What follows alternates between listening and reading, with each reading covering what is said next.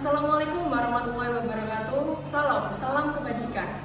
Perkenalkan, nama saya Nabila Putri Amelia. Saya Tita Amalia Nugraini. Saya Mirza Risma Isibari. Saya Nurul Fitria. Kami dari kelompok 5 akan membahas tentang psikologi forensik. Baik, yang pertama di sini saya akan menjelaskan mengenai pengertian psikologi forensik. Forensik berasal dari bahasa Latin yaitu forensis yang artinya debat atau perdebatan. Forensik sendiri diartikan sebagai bidang ilmu pengetahuan yang digunakan untuk membantu proses penegakan keadilan melalui proses penerapan ilmu ataupun sains. Bartol dalam Rexman 2001 menyatakan psikologi forensik dibedakan menjadi dua, yaitu kajian ataupun penelitian serta profesi psikologi. Kajian atau penelitian terkait dengan aspek-aspek perilaku manusia dalam proses hukum seperti pengambilan keputusan pelaku kejahatan, ingatan saksi, ataupun pengambilan keputusan juri atau hakim. Dan yang kedua, profesi psikologi yang memberikan bantuan atau dampingan berkaitan dengan hukum. Kemudian peran psikologi forensik. Psikologi forensik memiliki peran dalam 4 tahap penegakan hukum, yakni 1. Tahap pencegahan, yaitu membantu aparat hukum dalam memberikan sosialisasi tentang cara pencegahan perilaku kriminal. Dan yang kedua, tahap penanganan, yaitu membantu aparat hukum dalam mengidentifikasi motif pelaku. Dan yang ketiga, tahap pemidanaan, yaitu memberikan penjelasan tentang kondisi psikologis dari si pelaku. Dan yang terakhir yaitu tahap pemenjaraan, yaitu memberikan pendampingan data pada pelaku kejahatan yang telah ditempatkan di lembaga permasyarakatan. Baik, peran psikologi forensik yang selanjutnya yaitu peran psikologi forensik dalam ranah hukum. Yang pertama yaitu peneliti psikologi forensik, di mana mereka melakukan sejumlah penelitian guna untuk dasar pembuktian suatu perkara di persidangan. Yang kedua yaitu konsultan bagi proses penegak hukum, di mana mereka melakukan assessment dan intervensi bagi setiap orang yang berperan dalam proses penegakan hukum.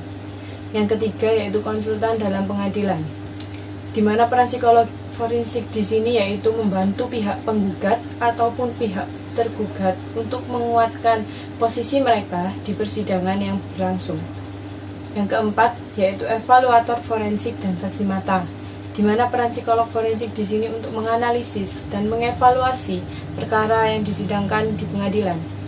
Yang kelima yaitu memberi pertimbangan psikologis bagi proses banding dan proses legislasi, di mana peran psikologi forensik di sini yaitu untuk mempertimbangkan perjalanan perkara ke pengadilan yang lebih tinggi lagi. Keenam yaitu penanganan psikologis, untuk memberikan penanganan atau rehabilitasi psikologis kepada para korban ataupun tersangka. Baik, yang selanjutnya yaitu jenis-jenis psikologi forensik. Yang pertama yaitu psikologi forensik investigatif, dimulai ketika sebuah tindak kejahatan dilakukan atau ketika sebuah investigasi sedang dimulai. Yang kedua yaitu psikologi forensik adjudikatif, di mana dalam kasus kriminal pengambil keputusan biasanya adalah juri, dan putusannya berupa penetapan apakah terdakwa diketahui melakukan tindak kejahatan yang didakwakan kepadanya ataupun tidak.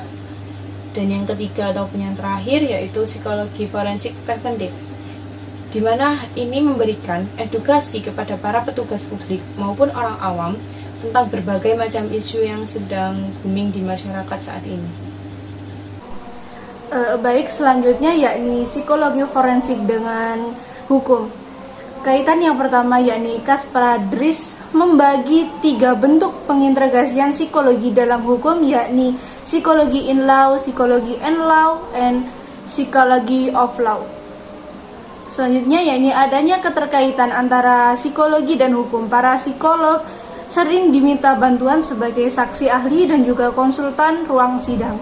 Di Indonesia, peran psikologi dalam hukum sudah mulai terlihat semenjak hadirnya Asosiasi Himpunan Psikologi Forensik pada tahun 2007. Menurut Irmawati, peran psikologi forensik dibutuhkan untuk membantu mengungkapkan kasus-kasus kriminal yang menimpa masyarakat. Psikologi forensik dapat membantu aparat penegak gabungan psikolog hukum untuk memberi gambaran utuh kepribadian pada pelaku dan juga korban. Menurut Prabowati 2010, peran psikologi forensik meliputi tahapan penyelidikan, persidangan, dan juga pemenjaraan.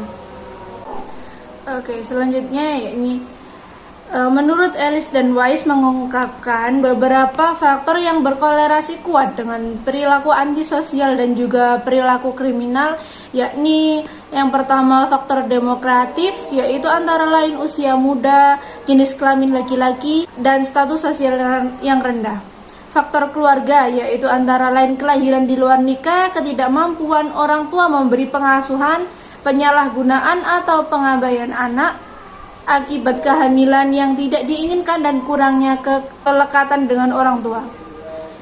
Yang ketiga, faktor pekerjaan atau sekolah, dan selanjutnya faktor kepribadian yang meliputi antara lain kepribadian sensation seeking atau rich stalking yang sering ditunjukkan oleh remaja seperti berbohong, impulsif, dan kesulitan menunda kepuasan.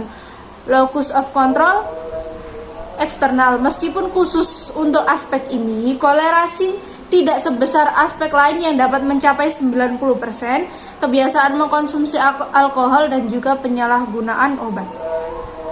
Faktor yang berkaitan dengan riwayat seksual seperti usia saat melakukan hubungan pertama kali, jumlah pasangan seksual, dan usia saat melakukan pernikahan. Aspek fisiologis seperti berat lahir yang rendah dan juga gelombang otak yang abnormal. Baik, setelah pemaparan materi dari pemateri sebelumnya, kali ini kita akan langsung implementasi psikologi forensik dalam kasus kriminal di Indonesia. Salah satunya adalah kasus Erwin Nurdin, salah satu tersangka pembunuhan keluarga yang mana ia melakukan pembunuhan tersebut dikarenakan ada masalah hutang piutang dan perebutan harta warisan. Dalam kasus ini adalah kasus pembunuhan oleh keluarga Erwin. Tersangka yang bernama Erwin melakukan pembunuhan itu terhadap keluarga dekatnya, yaitu kakak kandung, ayahnya, ibu tirinya, dan juga keponakannya.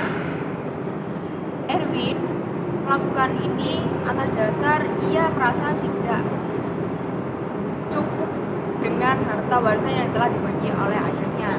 Nah, peran psikologi forensik dalam kasus ini adalah menilai apakah Erwin melakukan tindakan keji ini atas dasar gangguan mental atau tidak, dan juga membantu hukum untuk menginvestigasi dan otopsi jasad yang sudah berbulan-bulan tertimbun oleh septic tank yang berada di belakang rumahnya.